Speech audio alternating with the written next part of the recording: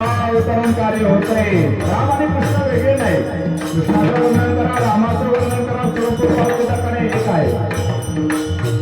आजही गोकुळासारखं वातावरण आपल्या धनगवान मध्ये झालंय, कारण साक्षात प्रभू रामचंद्राचं अवतरण कार्य आहे. लहानचे मोठे व्हायला लागले. कंसाने राक्षसाला पाठवायला सुरुवात केली. मावळभट्टा पाठवला, पुतना पाठवले, वेगवेगळे सकासूर बकासूर सगळे पाठवले, सगळ्याला मारून टाकलं. लहानचे मोठे व्हायला लागले. खोड्या वेगवेगळ्या वाढायला लागल्या. यशोदा म्हणले का नाही का खोड्या करतोय, थोड्या वेगवेगळ्या खोड्या. गोपाळाची दाढी, गवळणीची वेणी बांधून मोका. सकाळ झाली, शेजारी म्हणते गवळण का उठायला तयार नाही. 4:30ला उठणारी गवळण. मग ते दरवाजा खोलून तर गोपाळाची दाढी आणि गवळणीची वेणी घट्ट बांधलेली. कुठे ना काय केले, वेळाने कापलं तरी कापेना. एक जण म्हणते का नाही याची थोडी घेते का. ते म्हटले हो म्हटलं होतं सगळीकडे आलं, पण माझ्या घरी आला नाही. कसा येऊ शकते बघतेच. तो घेऊन आली बांधून, वेणी बांधून गेला. सगळं विसर्ग सगळे नंदराजाच्या वाड्यावरती प्रेम भरून नजरेने पाहिलं.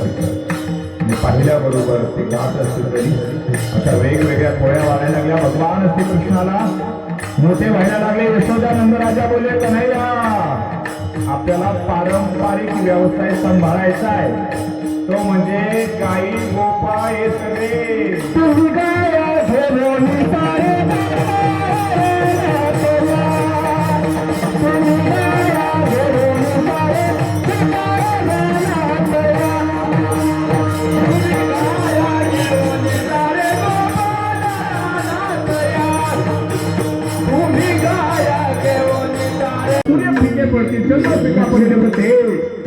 भगवंताचा आहे.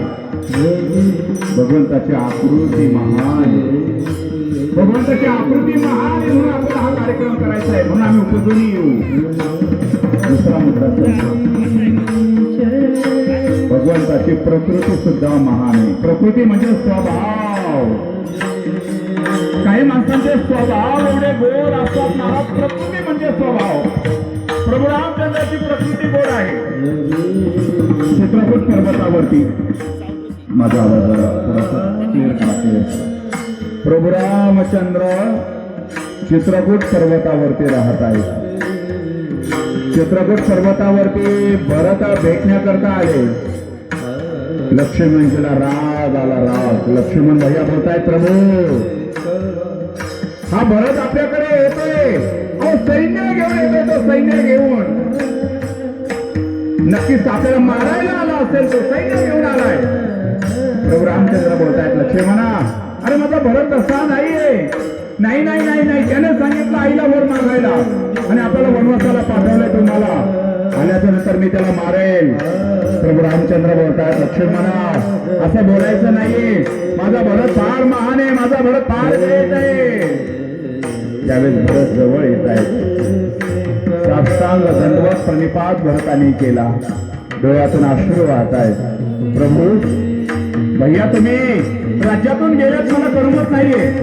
एक काम करा ना, मला तुमच्या पादुका द्या. पादुका मी त्या पादुका घेऊन अयोध्येमध्ये जाईन आणि त्या पादुका राजगादीवरती ठेवीन आणि तुम्हाला येईपर्यंत त्या पादुकाची सेवा करेल आणि राज्यकारभार चालेल. जोपर्यंत तुम्ही अयोध्येमध्ये येत नाही तोपर्यंत मी अयोध्येमध्ये पाऊल ठेवणार नाही.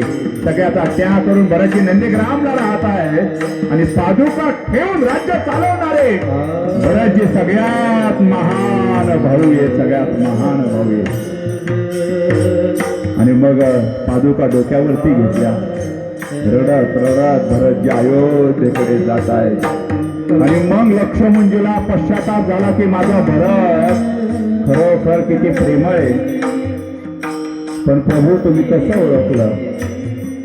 प्रभू म्हटले माझा भरत मला माहिती आहे कसा आहे. याचा अर्थ प्रभू रामचंद्राची प्रकृती महान आहे म्हणजे स्वभाव महान आहे. प्रभूंची प्रकृती महान आहे म्हणजे त्यांचा स्वभाव महान आहे. संत वर्णन म्हणजे माझे सुकुमार आहे. विशेष